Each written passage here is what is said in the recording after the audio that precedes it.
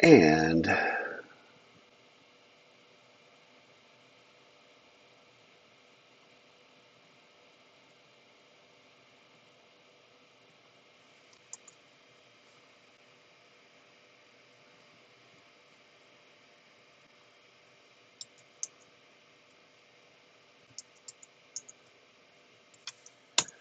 all right, there's a link. Okay, so what I am needing to do real quick is just kind of a quick sound check. I was playing with this a little bit yesterday. Input is there, output is there. All right, so right now, yeah, you bet, Cami. The Can I get somebody just to say one other thing on the audio on the Discord channel?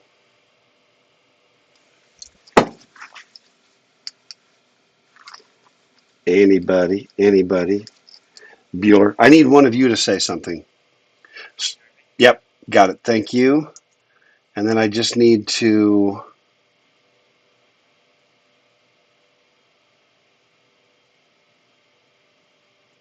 And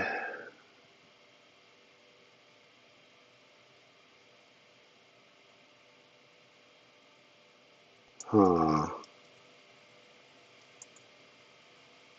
Can somebody just tell me whether you can hear the audio on YouTube? My configuration is all just screwed up. All right, there's a link.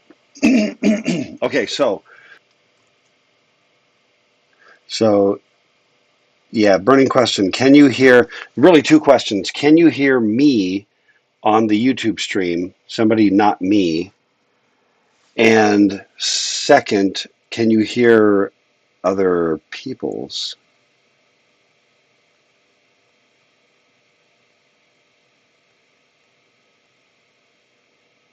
I need some comments, my friends.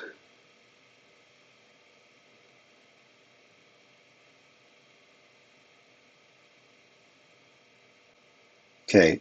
All right. Now, can you hear when the students made responses? Can you hear that on YouTube?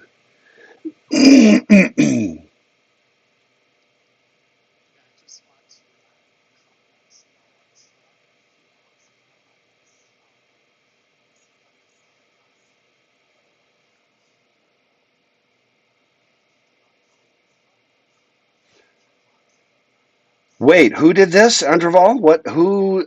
I was tracking that legislation. Was that the House or the Senate?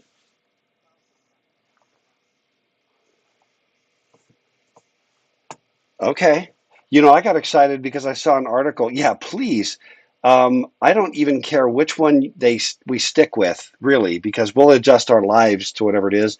But the back and forth is just freaking hell, man. It's so disruptive. It's about time. Was you being funny, Sam? Wah, wah, wah. Man, no, that's really good, actually. But I got excited because I saw an article and it said White House backed bill. And I'm like, well, that's encouraging. Then I realized that the bill was backed by Marco Rubio, who's a Republican, and then a senator, I think it's Democratic senator, whose last name is Whitehouse. I'm like, oh, that's deceptive, man. Like, that's not even fair, Got my hopes up, like the White House is behind this. Maybe it'll help something.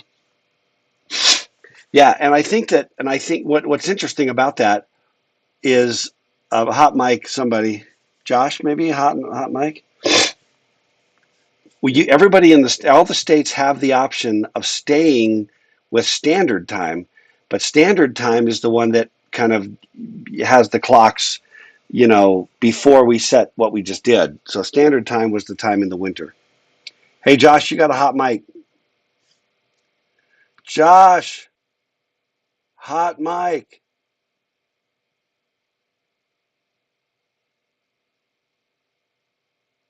Okay, so Kim said she can't hear the other people on the YouTube stream. Yeah, that is the struggle, and there's kind of a middle ground. Yeah. All right. Thank you, Josh. Um, no, yeah, and I'm not exactly sure. Okay, so, okay, Kim, will you please help me with something? What I'm going to do um, is I'm going to do a tweak on the sound setting for, yeah. Okay, I'm going to do a tweak to this for the sound setting on Discord. Okay, so right now, okay, number one, can you still hear me on Discord with the change I just made? Yes. Okay, can you hear me on YouTube with the change I just made? And then if I can get somebody to please say something on the Discord channel and see if that goes out to YouTube. Because what I've tended to have is a dynamic where it's like either I can hear you and YouTube doesn't pick you up, or YouTube can hear you and I don't hear you, but not both. It's been very frustrating. So, okay. Yeah, remember there's like a 5-10 second delay. Oh, and Steve, we never fixed the thing. Steve, spring break got away from us, man. Uh, let's see if we can still do something with that. So once upon a time, there Okay, yeah, was man. a little Okay, boy, so and can somebody tell me whether I'm still picking up on the YouTube stream? And then can I get somebody from the one of the students to just say something audible, please? What I am anybody. Can somebody throw me a bone, please?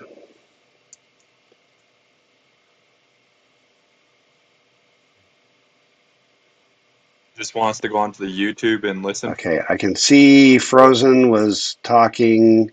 Thank you, CR. Yeah, I think Frozen, you were talking, right? I couldn't hear it. Then the question is, does it show up on YouTube? I think what we got to do is from right now is go. Okay, so Kim, who can you hear? Me or students as well? Me and other people. Okay, so here's the dilemma. You ready for the dilemma? The dilemma is that so Steve, we got to debug this piece of crap. The dilemma is if anybody's talking, it'll be on YouTube, but I won't hear it. Oh no, you know what I can do? I just realized. No, it won't work. No, never mind. Let me not try to debug it further. All comments from you just need to be on text on the chat. That's the best we got, and I'll try to read them as they come through. Until Steve and I can't do it tonight though, Steve. But maybe yeah, maybe tomorrow, maybe later this week. Okay. All right. Let me see. Okay, I want to talk about. Hey, let's talk about the subject of the day, shall we?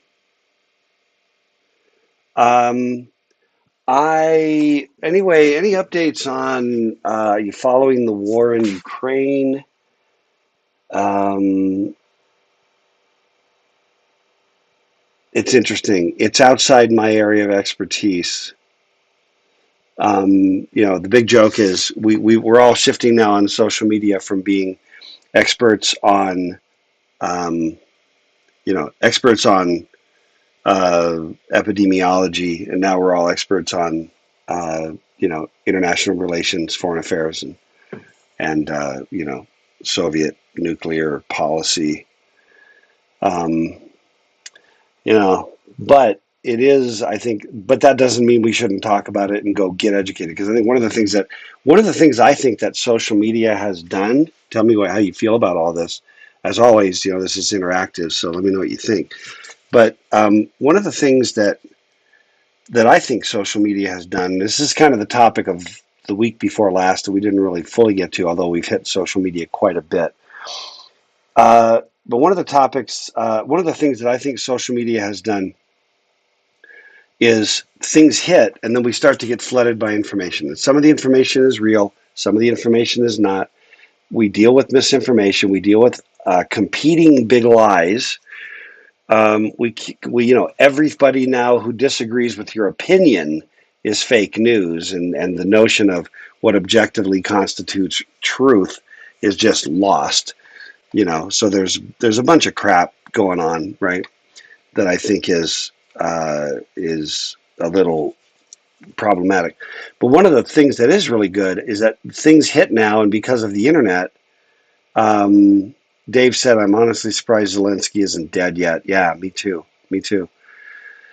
But one of the things that social media has done is it's like in conjunction with the interwebs, where we live in a world where information is at our fingertips.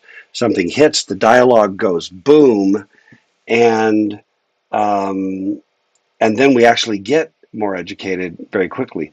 The hard part is figuring out what's true and what's not. Okay, so I had somebody. I want to throw something out at you. I'm going to pull it up, but love to hear your comments. And I want to talk about freedom of speech, but I want to talk about social media for a second. Um, I'm going to just pull something up that I'm not going to throw on the big screen. Just something that a friend of mine posted on social media. Keep in mind too that. Hang on a second.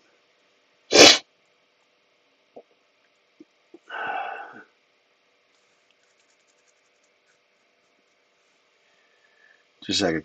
Keep in mind. Keep what in mind, Dr. K? Keep in mind that I have friends and deliberately maintain friendships all over the political spectrum.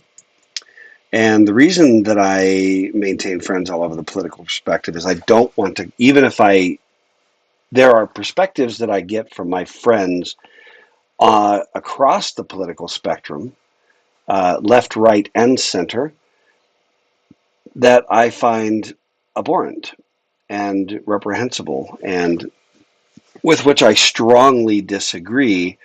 I don't cut myself off from these people that I disagree with. I mean, there's a point where it becomes so toxic that I gotta, for my own health and sanity, and your mileage may vary, right? um, but I wanted to just give you something. By the way, we okay? You can still hear me, right? Everything's gone quiet, no text. I want to make sure we're still green light, right? Um,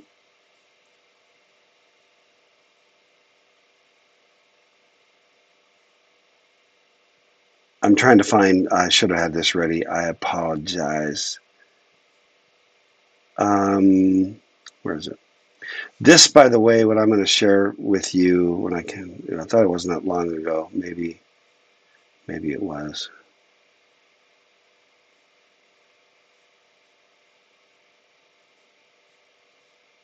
Well, maybe I'm not going to find it. Essentially, he posted.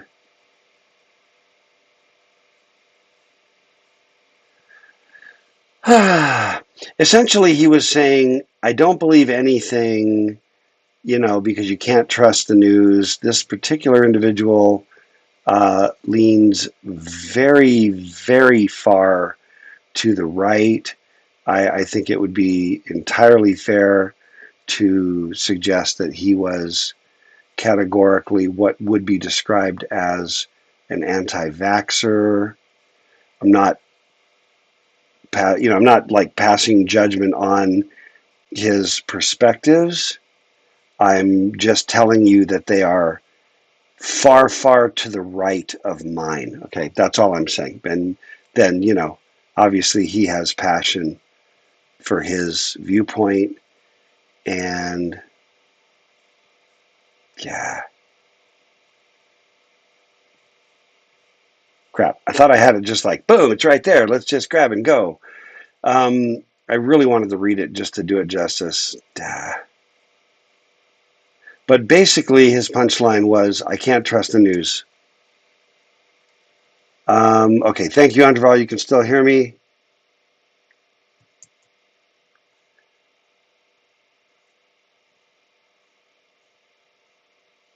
crap. I mean, when was it that I saw this? I didn't think it was.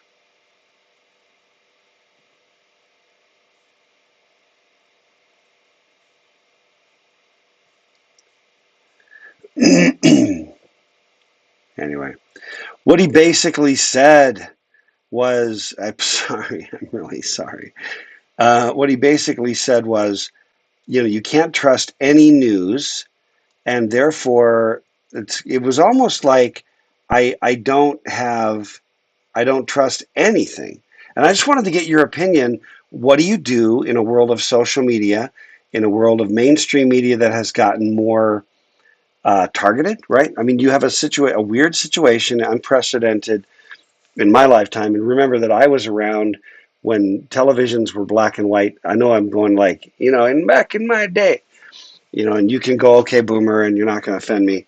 But back in my day, TV was black and white, and we had three channels. They were ABC, NBC, and CBS.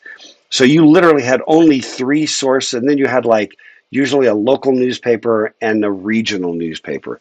So like in Iowa, you had the Waterloo Courier in the Waterloo area, and you had the Cedar Rapids Gazette, but then you had the Des Moines Register, and the Des Moines Register was like the sort of big regional paper, right? Um, so you had a very limited set of information sources. Now, one of the interesting things about that, so I'm going to address something that we talked about, but I want to know if you wouldn't mind dropping your comments about how do you deal with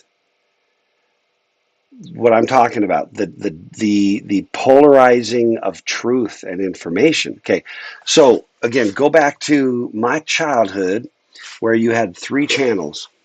So at night when it was news time at the 10 o'clock, so you had like local news at 6 o'clock, 5 o'clock, 6 o'clock. I think usually local news when people got home from work, and that usually went a half an hour or an hour. And local news was, you know, uh, a fire in Emdale killed three cats. That was the local news.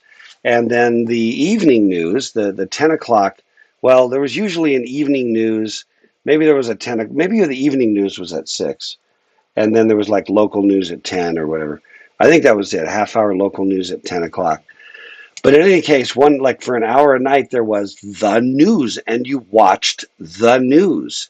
And your options were to read the newspaper, as we called it, or to watch the news, as we called it. And when it was time to watch the news, you had three choices. You could watch Dan Rather on CBS. You could watch Walter Cronkite. You know, there were known names. You could watch Eric Severide. You could watch Tom Brokaw. You could watch, Barbara Walters. You could watch. There was a limited set, and at any given time there were three main news anchors. Okay. And the most famous of them all, and probably, the voice of America, the voice everybody trusted, was probably Walter Cronkite. Now, there's a couple of interesting things. Would you say that a world in which there are only three voices is a more balanced world or a more polarized world? Let's start with that one. And I think I've got a few comments already. Dave talking about Ukraine. I agree with you, Dave. Dave just said, I'm seeing rah rah Ukraine. I'm worried it's wishful thinking.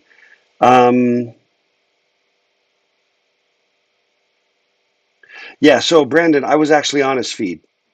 That's where I was headed. I did go right to his feed to try to find the thing. He was probably, I don't know. I had another friend. Ooh, I want to talk about that one. Let me remember that one.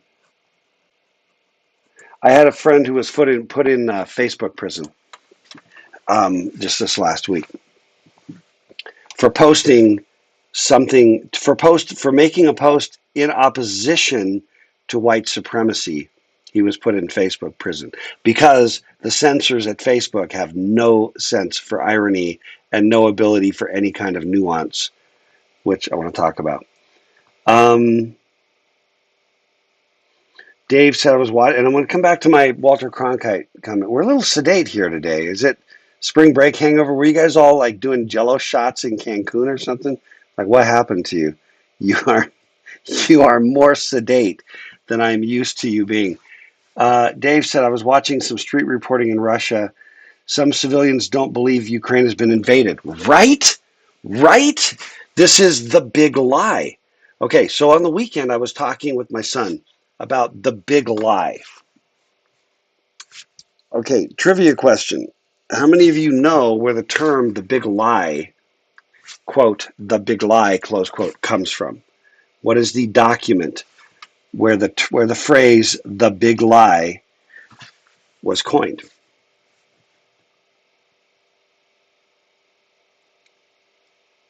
Steve, nope, not Nixon. And somebody's going to Google this, right, and drop in, be the hero of the chat. Not Reagan, not Clinton. Okay, hint, it was not a U.S. president, but it was a world leader. It was the leader of a nation, not the U.S. Steve, yes, it was Hitler. Okay? The Drake, man, just got home from a 12-hour flight from Germany, and I hope it was a good spring break, man. No, it was Hitler. It was frickin' Hitler.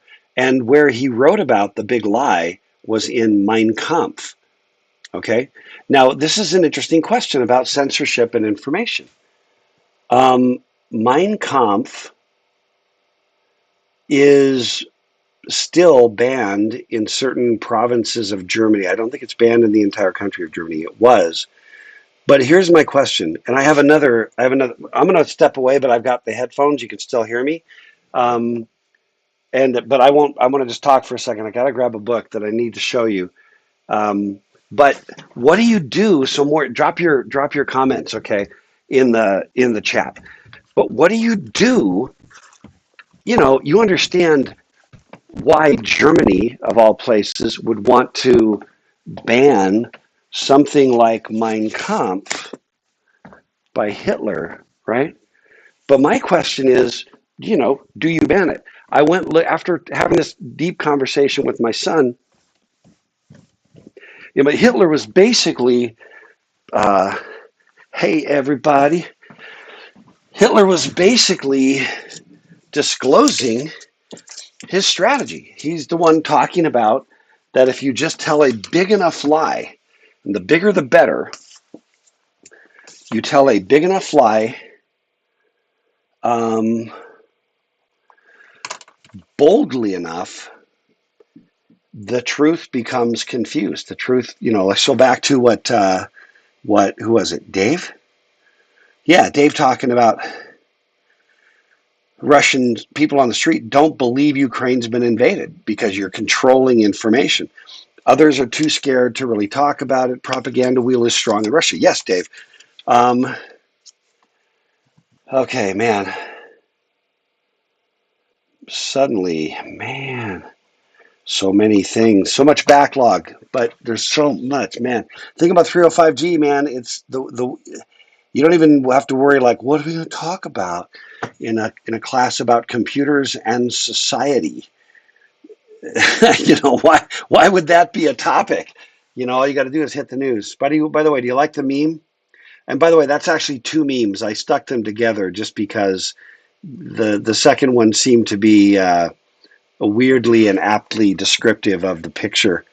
I probably don't need to tell you where that picture comes from. Okay, but here's my question: should Mein Kampf be banned? Should Mein Kampf be banned?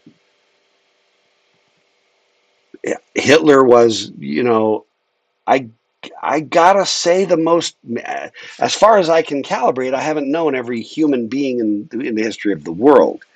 From what I can tell, probably the single most evil person in the history of humankind, But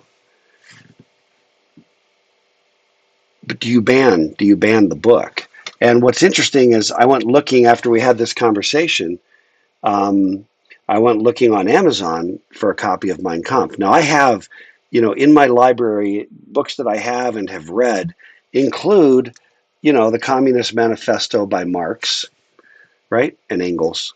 Um, Other books on just the sort of the sociological theories of Karl Marx, and some of you are like, what's wrong with Marxism? I happen to have some strong problems with Marxism, philosophically, right, and historically, in terms of how what in my view it inevitably leads to. So and I just think it's bad theory. You know what I mean? I think it's fundamentally flawed theory for starters. But I've got sitting on my shelf right up here. I have a biography of John Adams next to a biography of Charles Lindbergh, next to a biography of Mao Zedong, next to a biography of Alexander Hamilton, Albert Einstein, Ronald Reagan. What I'm trying to say, Steve Jobs, what I'm trying to say is I want to understand what people have gone through, what their lives are like. Do we, let's just say that you're a strong anti-communist, maybe anti-Chinese. I don't know, right? What's your motivation? I mean that from a nationalist perspective, right? Anti-Chinese nation, or you may just be some kind of racist idiot. I don't know. What I'm trying to say is, given all of that, should you ban a biography of Mao, or should I be able to read about a biography of Mao? Should I be able to read? I also have upstairs. I didn't grab it while I was up. A book called The Rise and Fall of the Third Reich. A really, really brilliant book about the rise and fall of Nazi Germany. Um, okay, I'm looking at the latest chats. Drake said, "Hard no. We can't truly analyze and understand the movement, man, if we banned it." No, that's right. No, I think that's exactly right. Well, if I'm going to understand why this guy was so dangerous, because I think the risk is that if you take his writings out of circulation, in my mind, you take the education about it out of circulation. I want to be able to look and say, that was just pure evil. Here's what he said. Because what he said is today, okay, I'm gonna make a bold statement, and go ahead and invoke Godwin's law on me, okay? Because I'm gonna win the Godwin's law chat today. But in my mind, the things that Hitler's brown shirts did to freedom of speech, today predominantly the left, but at times it has been the right, with deplatforming. What the brown shirts of Nazi Germany did was deplatform. They took away, they shifted the Overton window and took away the opportunity for people. And they would literally come in, beat people up, riot, destroy, burn buildings to make their point, right? And specifically come into events where somebody else was speaking against Nazism or against pro whatever, the Weimar Republic, or pro whatever the other candidates were, and they would come in basically and shout them down, beat people up, and impose a sort of a community censorship via violence. Okay, so one of my problems from 2 years ago, um, in the summer of Black Lives Matter, was not the idea that Black Lives Matter, or even peaceful protests, or various kinds of free speech drawing attention. It was when it reduces to violence and enforcement of a certain viewpoint from via violence, it's not scalable, right? One of the things we ought to understand in computer science is scalability. It doesn't scale if everybody gets to enforce their viewpoint via violence. And I'm talking physical violence, not just words that you perceive as violence or words that partake of a violent spirit. I'm talking about physical assault and that kind of burning buildings down, burning cop cars, whatever. Okay, you lose me you lose me because you just entered a world that if I did it, you wouldn't be okay with it. We need to live in a world in which I'm going to do a thing right now, which if you did the same thing, I'm okay with. I'm going to stand up and I'm going to say my ideas. And then if you stand up and you say your ideas, I'm going to be okay with it. Even if I don't like your ideas and if I think your ideas are violent in their spirit. Now, if you stand up and incite violence and you have a call to violence, this is different. Okay, this is not protected speech. All right, but I am in many respects a free speech absolutist, and I would rather, and when I say a free speech absolutist, there's carve outs, right? There's still carve outs, but free speech absolutist means within the understandable bounds that we've already attached to the notion of free speech. For example, incitement to violence is not part of that. Child pornography is not part of that. Calling for violence on the president of the United States is not part of that. I'm saying, and I'm still saying within those bounds, respecting those boundaries, I'm a free speech absolutist, pretty much. I'd rather that, I'd rather live in a world where I can read Mein Kampf, I can read the Bible, I can read the Quran, I can read whatever I want to read. It can be disgusting, it can be uplifting, but I get to decide, and then you get to decide for you, and then the community rises on the morality of the collective population, all of whom are in a position to choose. So I have a real problem with taking away that opportunity to express certain ideas. Okay. And now this relates to, and I'm backlogged on comments, which is good because we can double back. But when Elon Musk brought, and I'm gonna be I'm a little bit of an Elon Musk fan on a number of fronts.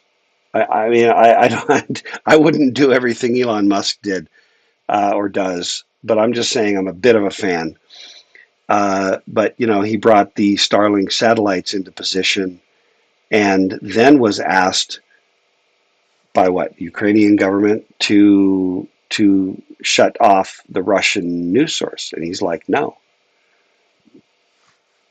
And what's interesting, and this is the key thing, if the Ukrainians only hear Ukrainian news and the Russians only hear Russian news, they both live in a world. And again, I believe, I don't know what the Ukrainian government is saying to its people, but presuming they're telling an accurate story of the war, which is my presumption, and my presumption is that the Russians are not.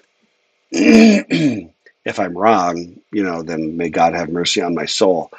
But that's my sort of assumption. In that situation, if I only have one news source, then I'm still always, honestly, I'm kind of wondering. But what do the Ukrainians understand? If the Ukrainians see that okay, picture this environment. Let's say the Ukrainians are hearing Ukrainian news, and let's say for the sake of argument that it's accurate, on balance. Russia has invaded, people are dying, blah, blah, blah. I don't mean disrespect when I say blah, blah, blah. I just mean etc. ... If those same people are also hearing, you're looking at army tanks going down your street and you're hearing reports from Russia telling you that there are no Russian troops in Ukraine. That you now not only know that there are Russian troops, but you know that your friends in Russia don't know it. I mean, in other words, if I can hear the misinformation and juxtapose it with the true information, I actually know more as a byproduct of seeing what is false. I can make the comparison of sort of light versus dark. I've got to have both to draw the comparison. So protecting me, right? And I think that, protecting me, I just think is misguided. Similarly, when Facebook and the other social media companies got, into this mode of, shutting down perspectives, viewpoints, what they considered to be misinformation. Okay, let's say you're an anti-vaxxer. Let's say that's your fundamental sort of political leanings. Some of you probably are, right? And fine, you get to have your own view on these things. And depending upon where you fall out, I probably don't agree with you, which is just great. It's fine because we can, again, back to the same thing. I get to say what I think, you get to say what you think. But the people who are politically anti-vaxxers, or, and I don't want to lump these together because I don't think they're the same. Okay, please do not misunderstand me. But anti-vaxxers tend to be, I think, on balance, suspicious of government. I mean, I'm not an anti-vaxxer. I'm double vaxxed and boosted, you know. But I'm just saying that I mean, I'm pretty skeptical of government. Okay, I'm skeptical of government and corporations. I'm a radical centrist. Um, what I'm trying to say is, let's take another example of a group that's skeptical of government, which would be white supremacists. Okay, and again, please, for the love of God, don't. I'm not conflating these two groups. Okay, I am not. Um, I'm just trying to say, let's say that you are one of the groups that has a distrust of government, right, and institutions, and Facebook removes your viewpoint. Have you helped or hurt these people in their quest to find truth? And I would say you just poured gas on the fire. And what are they going to do? They're going to bail out of Facebook, which they have been doing. They're going to join other platforms, Parler and others, right? And you know what I really don't want? I don't want to jump from a censoring, left-leaning social media platform and bounce over to a, maybe more open, but right-leaning. I don't want a leaning platform. I just want a platform where I can connect with my friends and say my stupid crap, and they can say their stupid crap, and we can agree or disagree. Okay? Does that make sense? In other words, when Facebook and the other platforms began censoring, what people were saying, even when they're saying wrong things. If someone's like, the earth is flat, let's take something fairly benign, like the earth is flat, but I think clearly wrong, right? The earth is flat. And you're like, suddenly your post is taken down and you're banned from posting. You're like, it's a conspiracy. Okay, because I think that people who deal in conspiracy theory, who are the kinds of people who's frankly, so I'm talking about conspiracy theories. I'm going to make a bold statement that may be offensive to any of you who are conspiracy theorists. People who are conspiracy theorists, in my view, on balance, have some disability when it comes to the ability to do proper statistical analysis, okay, about the world around them. And they tend to overfit the data, to use a machine learning term. They take things that don't actually imply what they think they imply, and they draw conclusions. So you take somebody who's already on that fringe, and then you censor them. What do they conclude? Right? Just because you're paranoid doesn't mean they aren't out to get you. I posted the truth, blah, blah, blah. And you know what they did? Damn Big Brother shut me down. They know what I'm on to. You see what I mean? It doesn't help. In my opinion, in the opinion of Chuck, and we've had the conversation, Chuck can be wrong. You may have a different opinion and be right. You may have a different opinion and be wrong. Now, do you know what I'm trying to say? It doesn't help. Let it just flow and let the truth just battle itself out in the marketplace of ideas.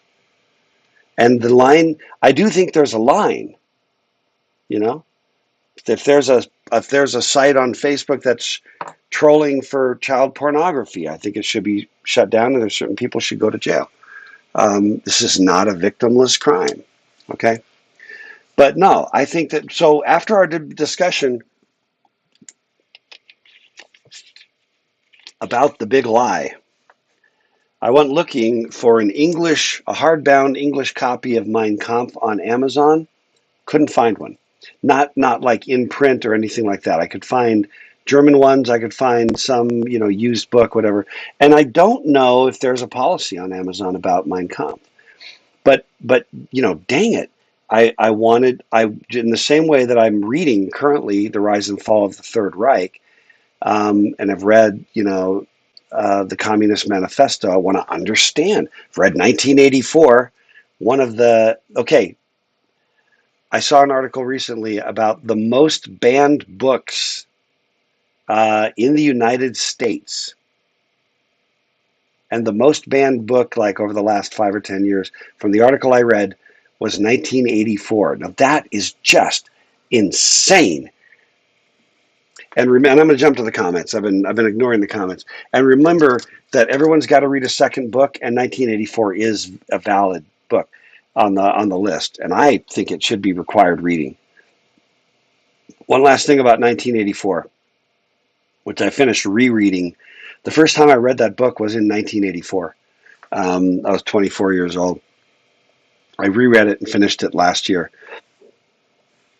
I remember reading articles about people about how 1984 was flying off the shelves when Trump was elected president. And I was thinking to myself, they have no idea what this book is about. It's not about Trump. It is a bit about Trump. It's also about Biden. It's about Obama. It's about Bush. It's about Clinton. It's about an American system. It's about a world system. It's about a lot of things. It's about a lot of things involving government excess. Okay. But the idea that it's about, that it's about thought control. And I will tell you from my perspective that both sides of the political spectrum, if you read 1984, you see it en masse. The things that are going on in 1984, not to the level of extreme, that it was based on, Soviet Union, communist Russia. That was the basis on which George Orwell wrote the book. So it was directly about totalitarian government. But the things that are, less about the totalitarianism, but more about thought control, thought crime. The thing they feared and the thing that was most punishable was what they called thought crime.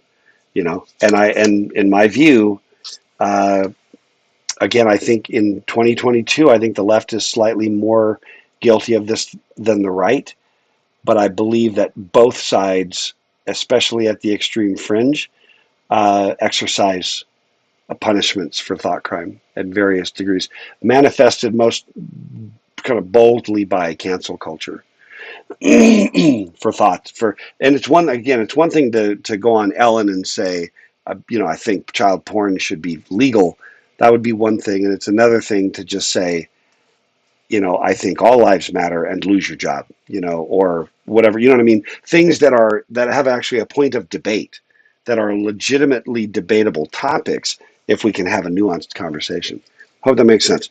Okay, I'm backing up. I'm back. Apologize for the ramble, but okay, so we've traversed a number of topics. Let me bring back your comments. Okay, Dave said half an hour ago, 28 minutes ago, I think you should be skeptical about the news you consume, especially if it's served up by an AI on your social feeds. Yes, and it relates to the social dilemma, which we're going to all watch. That type of news is almost certainly feeding your confirmation bias. Yes, Dave. Hell yes, Dave. That is the problem, is that the AIs are serving up in social media what you want to hear. Back to my friend who was like, what's his solution? Stay in a bubble.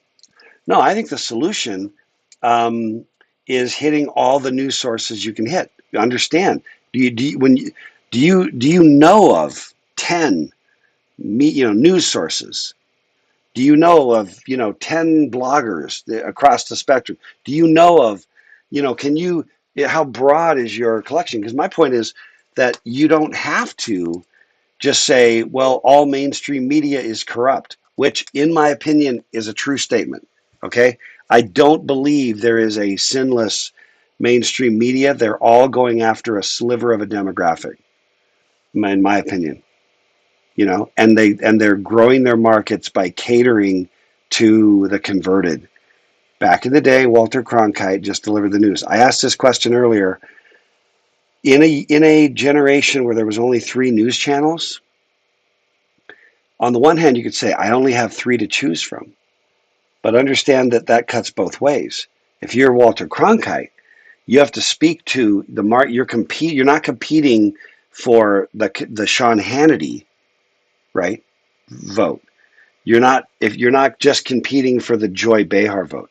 You're not just competing for the viewers of The View or Morning Joe or you know Rush Limbaugh. You're not competing for an opinion demographic. You have to, when there's only 3 of you, all 3 of those news sources are competing in terms of market share for all of America. So everybody had to create their news without a crap ton of that sort of bias. And the people who did have that bias, like a Dan Rather, eventually lost careers over that excess bias. Do a little research about Dan Rather.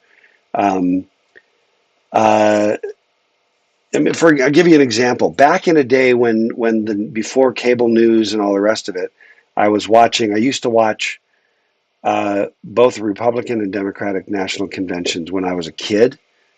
I, on my own, used to do that.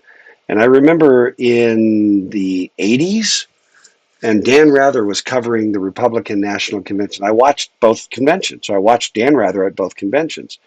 And this was in the days when the main 3 news sources, and there was already by this point CNN, but it hadn't gotten so polarized.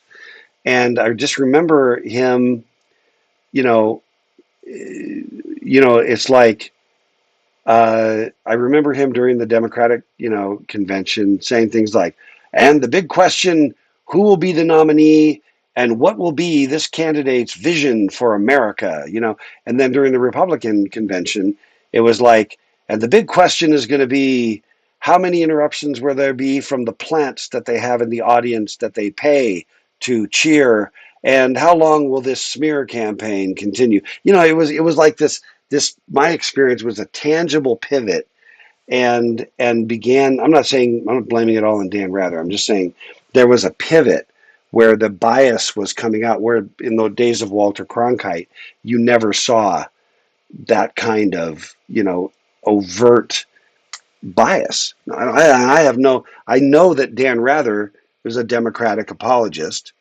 I don't know what Walter Cronkite's politics were. And I think that's kind of important. That to me says something, that I just didn't even know what Walter Cronkite's politics were. And I didn't care because the news was kind of relatively balanced. Okay, Steve said, when you're having the news streamed literally all day long, you have a constant stream, forgive his French, bullshit, where you can't fact check information fast enough before other topics and distractions come into play. Yeah, absolutely, Steve. I'm right with you. Right on. Morning news would usually reiterate what the last night news said in some fluff pieces. Midday news would have fluff piece, what's happened throughout the day, maybe some breaking news. Nightly news would contain more of the heavier, more important pieces that usually would have been well vetted. Yeah, no, that's right. All right, let me see. Where are we at here? I'm all the way back to Andreval ate dino nuggets for lunch, which is why he's sedate. Okay. All right, Brandon said more sources is good, but can be confusing. I'd say it's better to have more sources so long as the quality of those sources is reputable. But here's the thing, Brandon. The quality can become reputable. What I'm trying to say. The quality itself could be all over the map, but your ability to discern what's reputable increases with the exposure. If your entire view of the world is Vox, MSNBC, and Salon, and then you just think, well, the world I've heard this from leftist friends. The world leans left. Okay, to quote Steve Malum's French, bullshit. The world does not lean left. It also doesn't lean right. Okay, that is a person who lacks self-awareness saying an unbelievably naive and unself-aware statement. Okay, it really, all you're really saying is I'm right. It's just another way of saying that I am right. Okay.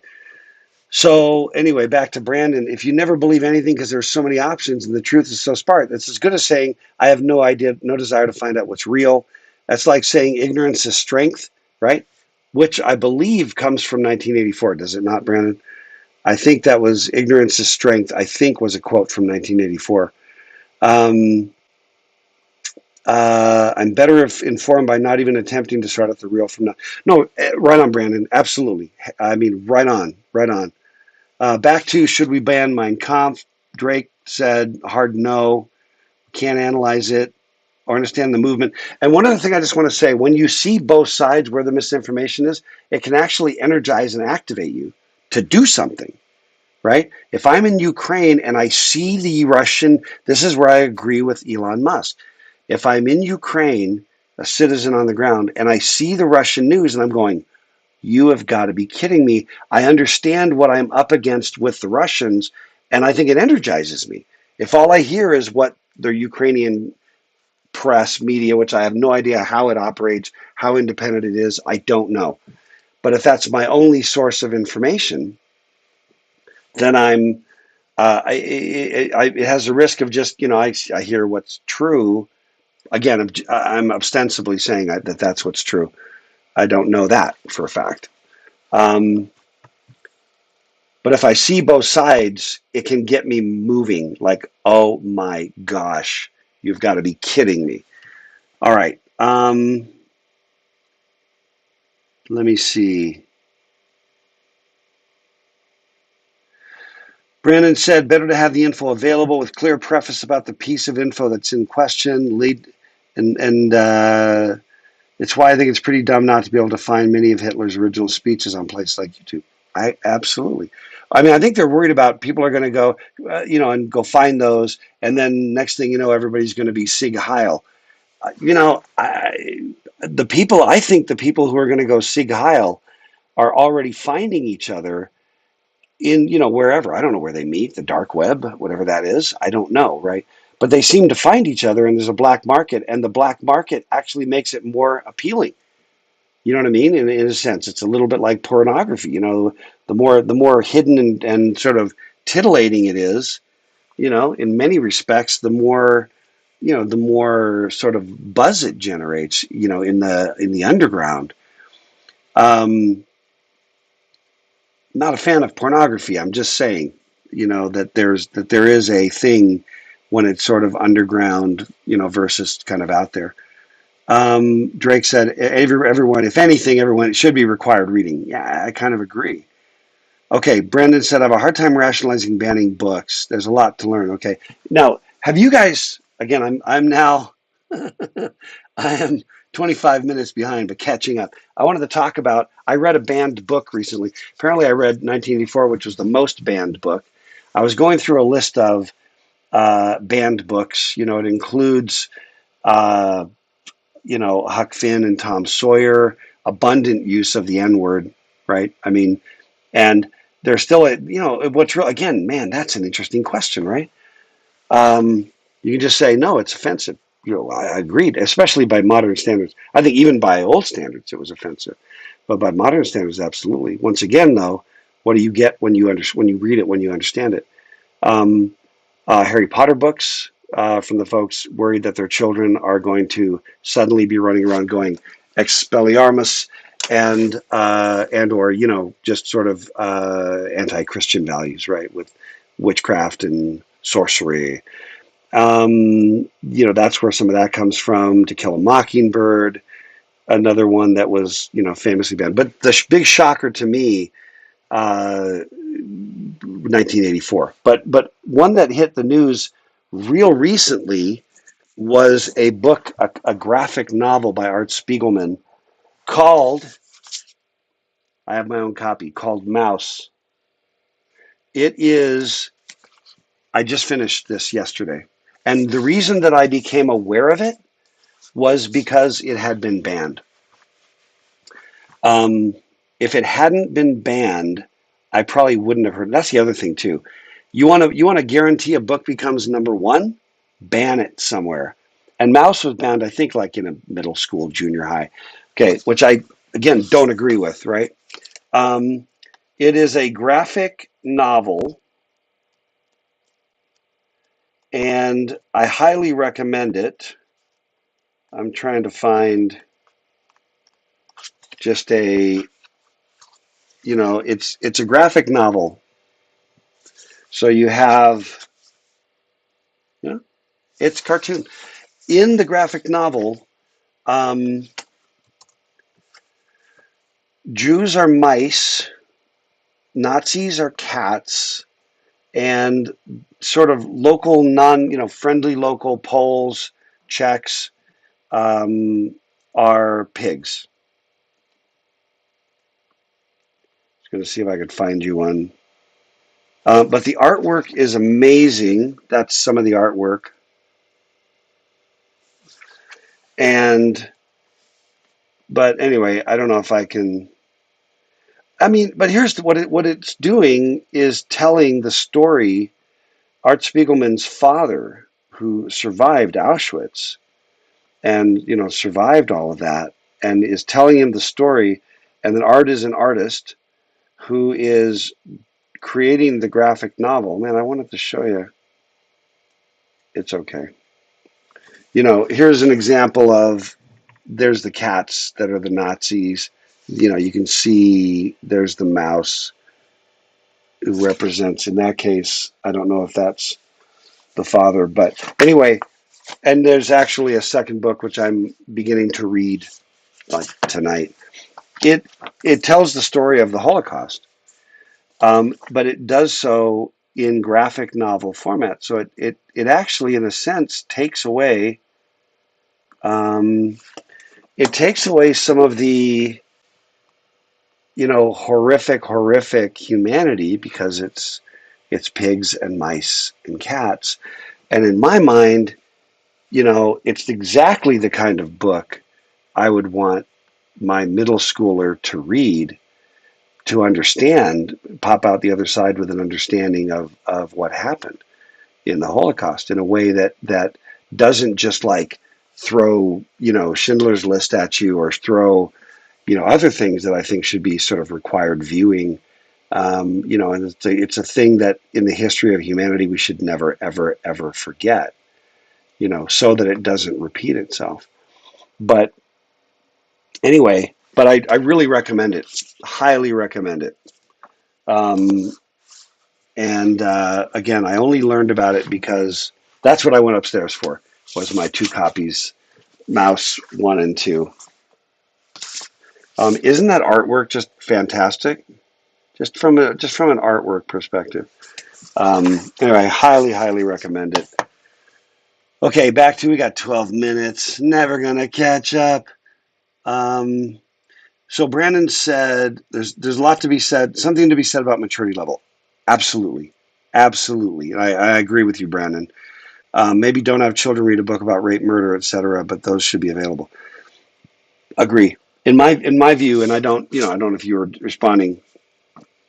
You know, uh, there is a notion of age appropriateness. We don't, on all kinds of topics. I think there's an age appropriateness to talk to children about sexuality. I think there's age appropriateness to talk about a number of topics.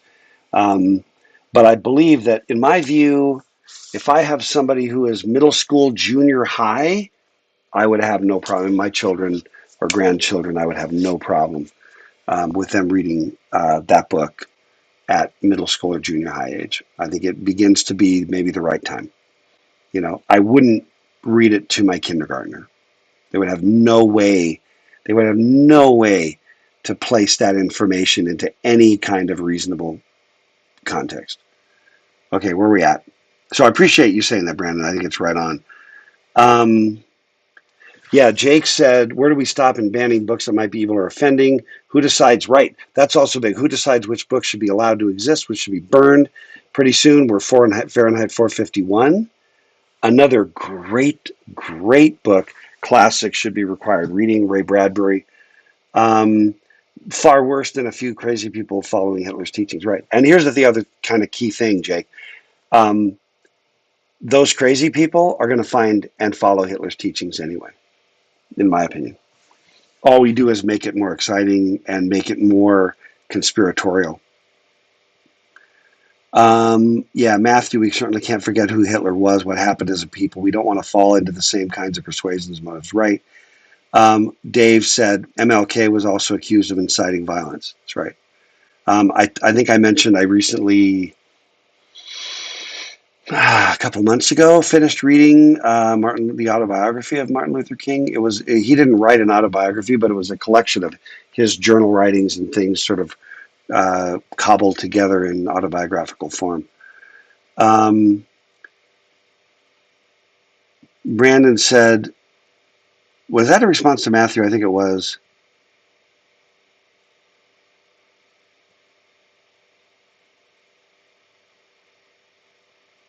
Okay, so Brandon said, Brandon, great. Okay, I just want to say, I think Brandon's winning the chat so far today.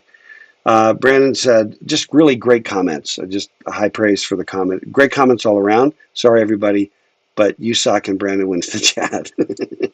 No, all the comments are great, but Brandon, I think is in really solid form today. Brandon said, not sure if that was you saying you agree with sensory material like that. I think you were referring to Matthew, right?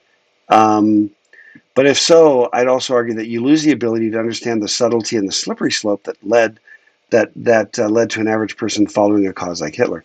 It's easy to look at the total outcome and say, holy smokes, I'd never do that. It's harder to look at the details of what information was given to a citizen at that time and try to understand what might have led to that outcome. So the outcome we see so clearly. I'd say we lose a lot of that detail if we aren't able to read the source material. Yes, amen.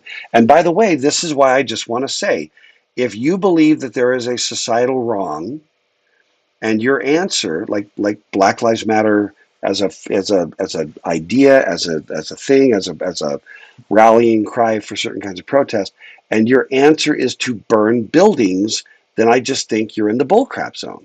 I don't think you get to hold those two opinions simultaneously. Until you get to a certain threshold. I do think there's a threshold. I think the threshold is far above where we live in the United States right now. And again, so whatever, you know, I'm a white guy. I've never been pulled over for driving black. So it may be at some level easy for me to say. Um, but I do think there's a point of debate. And I don't think that the answer to that is burning buildings down, flipping cars over and lighting them on fire. I really don't. Unless you're okay with those that disagree with you doing the same thing.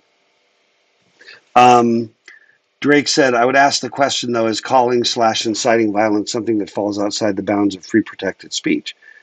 And yeah, it does. Yes, Drake, it does fall outside. I believe they have the right to say and incite it as long as they realize they're responsible legally for the outcomes. Right, but I think that I'm not sure because I'm not a lawyer. I only play one on television. Dave said, of course, letters from Birmingham jail, which is MLK. I almost said JFK. MLK. Quote, in your statement, you assert that our actions, even though peaceful, must be condemned because they precipitate violence. But is this a logical assertion? Isn't this like condemning a robbed man because his possession of money precipitated the evil act of robbery? I remember this quote, and it's fantastic, Dave. Dave's pulling up neck and neck for winning the chat with Brandon. Yeah, Brandon points out the law. Let me see. Gitted just dropped a link which I am going to pull up in a tab so I don't forget it in the chat. Echo chambers and epistemic bubbles. Thank you. I don't know what's in there, get it, but sincerely thank you for dropping that in the chat. For those that want to hit it. How are we doing? 6 minutes. Spencer, large part of being able to change, whether it be societal, personal, etc., is being made aware of something that's a problem. Yes. Banning of books prohibits someone from potentially learning about said problems. Yes. Drake, if anyone wants a fun, ridiculous look at the idea of banning books and controlling information, may I suggest Alcatraz versus the Evil Librarians by Brandon Sanderson. Can you drop a link, Drake? Yeah, there may be one below, but I'm this is as far as I'm down. Would you mind seriously, Drake, dropping a link to that book? That looks amazing. I love Brandon Sanderson. Yeah, Hunter said many people won't change unless someone else listens. That's powerful, though. That's powerful. Read Gandhi, man. Read Martin Luther King. Never attribute to malice what can easily be explained by stupidity. Yes, there's a variant of that. Never underestimate the power of human stupidity. Brandon said, when you censor information in any way, all of society is hurt by it. I think there's tempering on the edges. Again, I'd just cite things like child pornography. There are certain things which, cross a certain threshold. And then below that threshold, I'm agreeing completely. Let me see. Okay. Dave asked, have I read Kindly Inquisitors? No. Dave, would you either drop that in the chat or DM me? Your politics sound very similar to Roch's, and I'm now having regret that I don't know who this is. Hunter said 1984 freaked me out. Yeah. Brandon currently listening in 1984. Yeah, it is ironic. Newspeak is a thing. Yes, Hunter. Dave, has anyone tried to engage with conspiracy theorists?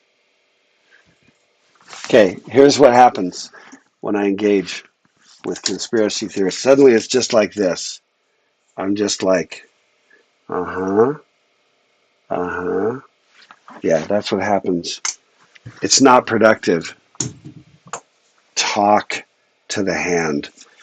It's not productive. It's difficult. It's difficult because you can't make a point. You can't pivot on a point. And I haven't even talked about my friend who was banned, who was put into Facebook jail. Drake, to add to this conversation, how can we truly learn about what's really happening in the world when our only sources of information are limited?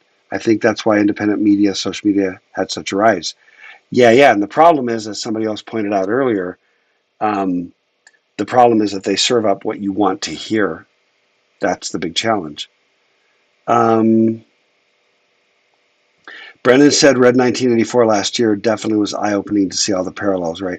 And I'm curious, Brendan, if you would agree that it is, you said totally agree, it's frightening to see the number of political figures and media members who have used it in the last couple of years, right? And I'm more curious if you would agree, Brendan, that it cuts political boundaries. It's not just, you think of totalitarianism as being right-wing, which I also think is very, very misguided. I think that's philosophically misguided and usually done to reinforce an individual bias. Those that are strongly right wing believe that totalitarianism is a left wing idea, and those that are left leaning believe that it's a right wing idea. I don't believe it's either. I believe it's a power idea that can be done in the name of any particular politics. And if anything, it's been more done in the name of socialism and communism than it has in the name of free market capitalism. Okay. Steve, the masked election, every candidate has a disguise. Like the, what do they call that? The Masked Singer? I watched one bit of it once, my wife maybe. I'm almost caught up, by the way.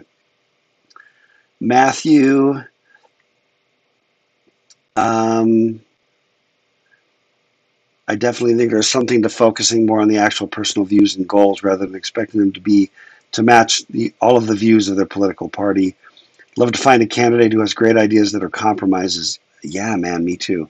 Even if between both parties. The closest thing I've seen to it in my lifetime, hate me or love me, but Mitt Romney. Strong conservatives hate Romney, and I think that the left is actually warming up. Like, well, we could have had that guy. The polarity is a problem. The only senator in the history of the United States to vote against the president of his own party in an impeachment proceeding. The only one. And there have been 4 impeachments, twice on Trump, once on Clinton, and the other one was Andrew Johnson. The only senator in history to vote against the party is president of his own party. That's saying something. In terms of the willingness to cross the aisle. The other one I would give you on the Democratic side is probably Tulsi Gabbard. I don't know. All right. Dave, left-right binary is a lie. Opinions don't follow. Correct. Correct. Josh, are we allowed to read Mouse for our second book? No, no. I would recommend you read it. But the problem is it's not about, it's just a great book. It's short. It's really not about computers and society. But I would give you extra credit for acquiring and reading it. I would give you a little extra credit. Like, replace missed work or something. I want you to read it. But I can't. It doesn't fit the lineup for the second book well enough. I hope that makes sense. Okay, Drake and Dave just posted those links, which I am now clicking on. We are out of time. Has this been good? Has this been a good discussion? I mean, because of the audio problems, which Steve and I are going to fix, it was hard to be as interactive, which we're going to get that nailed. But man, there's so much, and it deals with social media, which was kind of our topic, and we're over time. Anyway, I love the interaction, man. I really, really love the interaction. Truly, truly. I enjoyed it, but we're going to talk more. I don't know, social media. Keep reading on the schedule. Keep reading along with the schedule.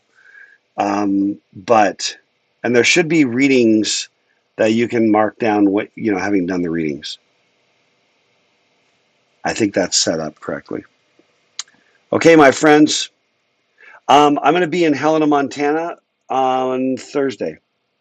So I'm going to do this remote from Helena Handbasket. I'm going to Helena Handbasket. So I will, in the assignment on Cuckoo's Egg, there should be a reading. There should be a reading thing for Cuckoo's Egg. Well, let me double check it, Matthew. I'll get back to it. Okay, my friends, let's get out of here. I got happy date night tonight because I'm going out of town. Okay, Brandon, let's get that figured out. Okay, my friends, thanks for the links. Stay safe. Love y'all.